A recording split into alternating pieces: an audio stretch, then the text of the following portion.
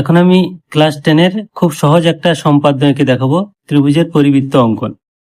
তো এই পরিবৃত্ত অঙ্কন অনেকটা সহজ হলেও এর স্টেপগুলো একটু দেখে নেওয়া প্রয়োজন আছে, কারণ মূলত আমাদের ত্রিভুজটা যে আঁকতে হয় সেই ত্রিভুজের বিভিন্ন টাইপের মাপগুলো দেওয়া থাকে, হয় সবগুলো বাহু থাকে, নাহলে দুটো বাহু একটা কোণ থাকে, দুটো কোণ একটা বাহু থাকে। এইভাবে আমাদের ত্রিভুজগুলোকে প্রথমে ভালো করে এঁকে নিতে হয়।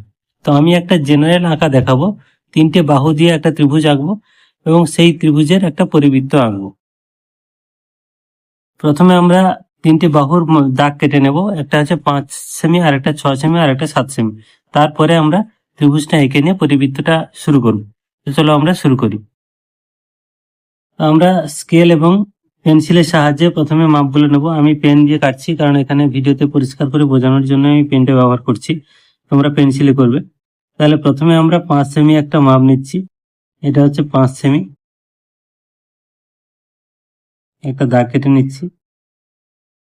তারপরে 6 সেমি,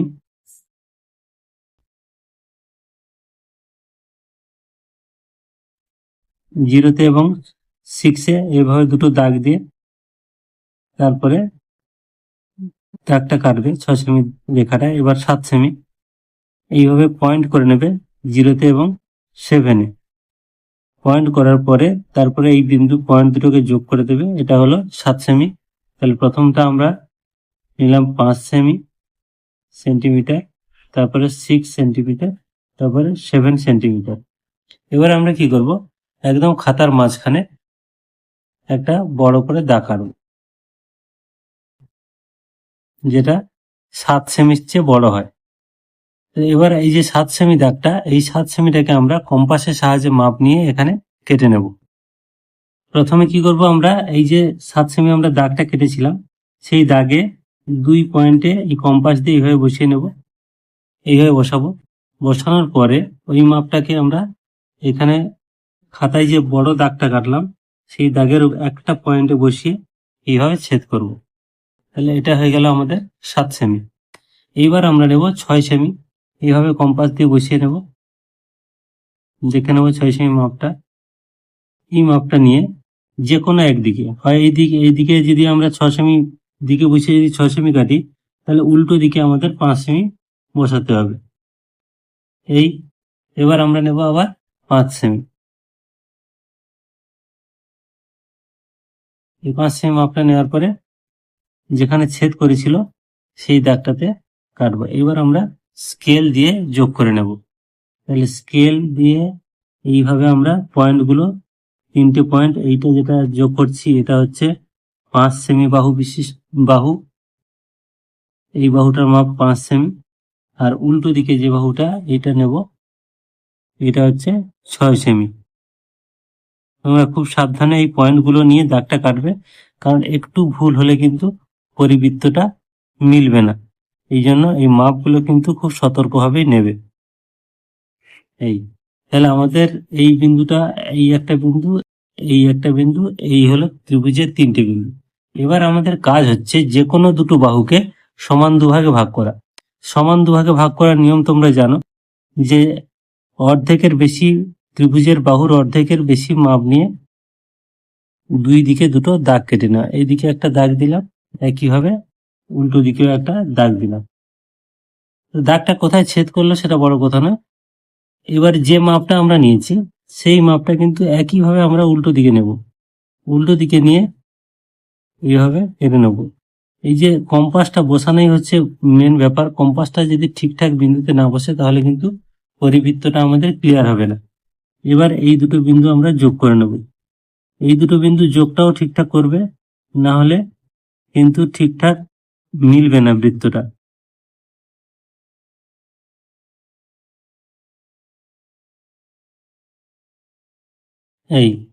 এইটা হলো একটা বাহু সমদ্বিখণ্ডক।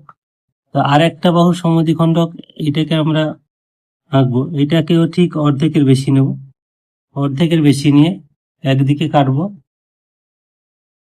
দেখো এইদিকে কাটছি, আর একইভাবে উল্টো দিকে এদিকে আমরা কেটে নেব। এইবার এই কম্পাস দিয়ে ঠিক বাহুর উল্টো বিন্দুতে বসিয়ে এইভাবে আরেকবার কেটে নেব। তাহলে এই যে ছেদ করলো, এই দিকটা একদম পরিষ্কার করে ছেদ করে নেবে। এই যে ছেদ করলো, নিচেরটা দেখো, এই যে ছেদ করলো, এই ছেদ বিন্দুটা, এই ছেদ বিন্দু এবং উপরের ছেদ বিন্দু, এই দুটোকে আমরা যোগ করব।